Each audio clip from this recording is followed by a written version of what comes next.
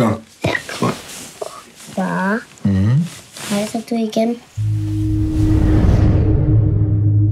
Det er afghanisk, ikke? Det er for at sikre og hjælpe civilbefolkningen, så de kan få et liv. Så de kan genopbygge deres land. Fordi jeg er nødt til lige at fortælle dig, at Julius han har altid været op og slås med de andre drenge. Du skal have lagt en sonde på ham. Det må hun have hele tiden.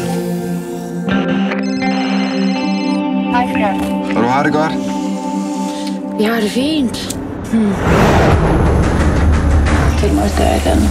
Hvornår går far hjem? Så siger vi med dig derinde! Chefen sidder på dit kontor. Jeg skal oplyse dig om, at du er sigtet for at have bombet et civilt mål, og derved forårsaget 11 civiles død.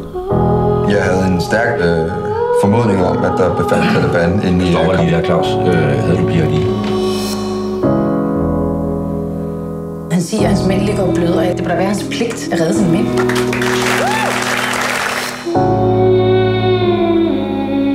Hvad fanden skulle jeg have gjort?